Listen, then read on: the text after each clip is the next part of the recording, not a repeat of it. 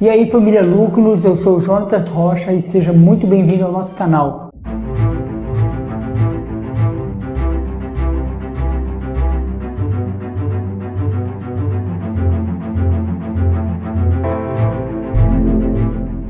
E hoje, para começar, nós trazemos a vida de Dietrich Bonhoeffer, um alemão poeta, escritor, pastor e também um espião que vai entrar em uma trama para matar o Hitler. Bom, mas antes de tratar do seu martírio, vamos começar com o início da sua vida. Dietrich Bonhoeffer ele nasce dia 4 de fevereiro de 1906 na cidade de Breslau, Alemanha. O seu pai era o Karl Bonhoeffer e ele era um psiquiatra muito famoso na Alemanha. No entanto, ele não era protestante, não era um evangélico, mas sua mãe era uma protestante muito devota ao Senhor, que ensinou a ele a sua espiritualidade. Então, desde muito novo, Dietrich vai ser muito apaixonado pelas escrituras, por leituras devocionais e também pela música. Ele era um músico muito bom, tocava piano muito bem. Uma curiosidade também da vida dele é que ele tinha uma irmã gêmea, chamada Sabine Bonhoeffer. Uma outra curiosidade sobre os seus irmãos é que um dos irmãos dele morreu na Primeira Guerra Mundial. Bonhoeffer ele cresceu em uma família grande, com bastante recursos financeiros, e aos 13 anos de idade ele se decide, vou ser teólogo. Então no ano de 1924 ele entra na faculdade de Berlim para cursar teologia. E ele terá então uma carreira acadêmica vasta, estudando também nos Estados Unidos e em outros países. Em 1930 ele está nos Estados Unidos fazendo uma pós-graduação e ele tem contato ali com a igreja negra. E ele fica então maravilhado porque no meio da igreja negra dos Estados Unidos ele encontrou um povo devoto ao Senhor Jesus.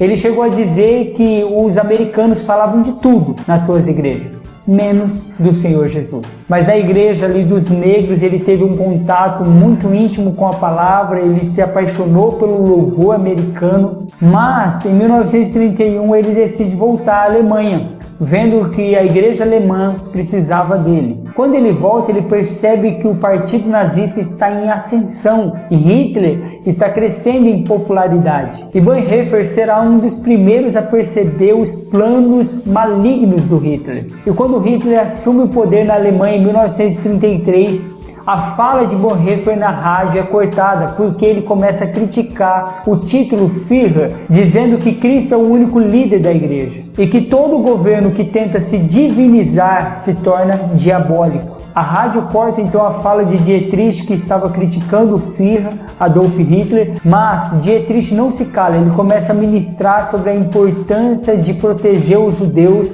visto que o próprio Jesus ele nasceu judeu, e também conscientizar a igreja de que ela não deveria ter outro líder a não ser Jesus Cristo. Nesse período, então, ele começa a sofrer muita perseguição, visto que a igreja estava se tornando uma igreja institucionalizada, onde o próprio Adolf Hitler queria fazer com que a igreja protestante fosse a igreja protestante do Terceiro Reich. E é nesse momento que nasce na Alemanha a Igreja Confessante, tendo como seus líderes principais Martin Niemöller, Karl Barth e Dietrich Bonhoeffer. A Igreja Confessante adota então a declaração de Weimar, que insistia que Cristo é o único líder, o único Führer da igreja e não Adolf Hitler.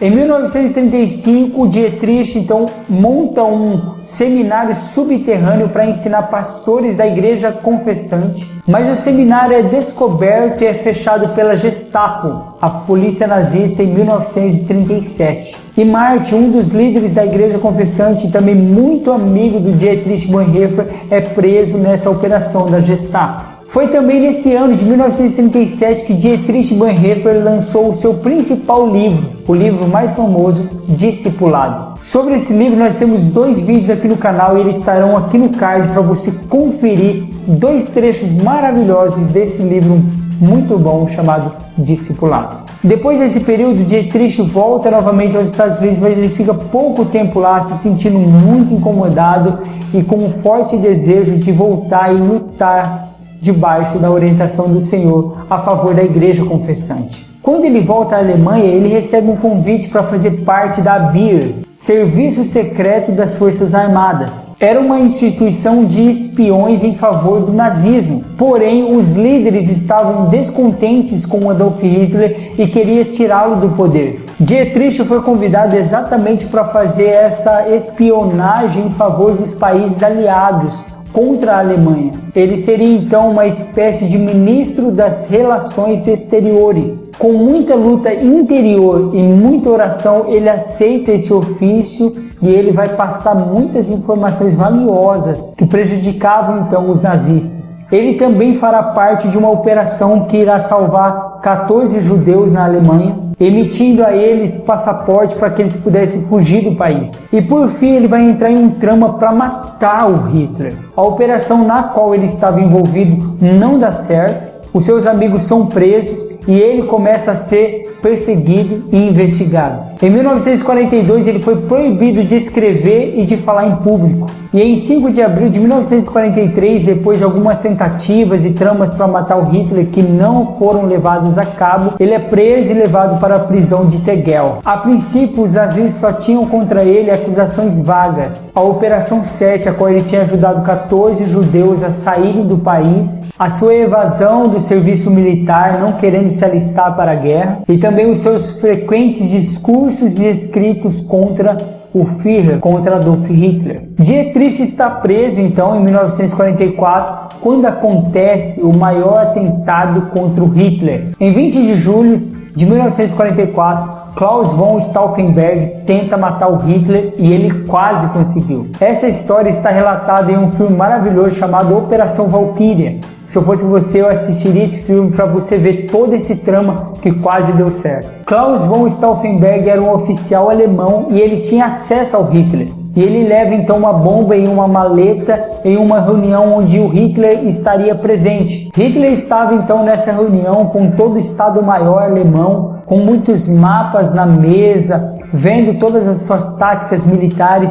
e Klaus von Stauffenberg deixa uma maleta com uma bomba embaixo da mesa. Por conta de uma ligação premeditada, Stauffenberg consegue sair da sala antes que a bomba exploda, e quando ele vê aquela explosão, ele fala: nossa, Hitler morreu, ele não tem como sobreviver a isso. E eles dão então início à Operação Valkyria. Assiste o vídeo lá que você vai entender. Só que Hitler não morre. E eles dão início então à Operação Valkyria. Assista o filme, você vai entender. Só que Hitler não morreu.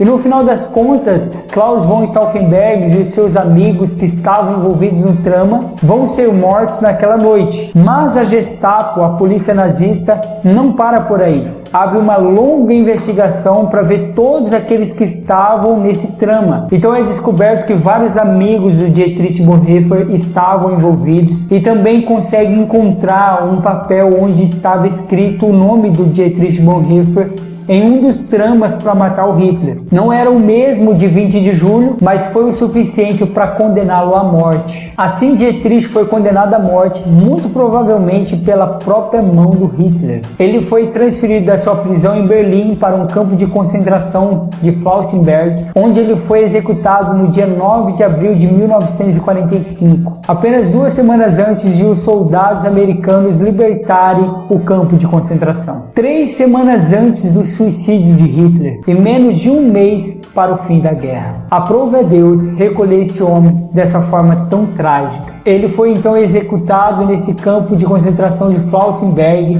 onde tem uma placa com o seu nome escrito. Antes de ser executado, ele foi brutalmente espancado, teria subido ao cadafalso nu e ele foi enforcado com cordas de piano, uma morte muito lenta e dolorosa. Antes de julgarmos esse teólogo por ter se envolvido em um trama para matar o Hitler, nós precisamos ver o seu contexto. Ele sempre dizia em sua teologia: é melhor fazer o mal do que ser mal. Ele dizia que diante daquela situação que eles estavam vivendo na Alemanha, ele só tinha 3 opções: a omissão, e visto que a Bíblia nunca diz para a gente ser omisso, ele descartava isso, o mal menor e o mal maior. Ao seu ver, o mal menor seria tirar Hitler do poder para que cessasse a guerra. Para explicar aquilo que ele estava fazendo, ele usava uma analogia, dizendo que se ele visse um ônibus com um louco no volante e vários passageiros inocentes sendo conduzidos a um acidente, era obrigação dele tirar aquele louco do volante,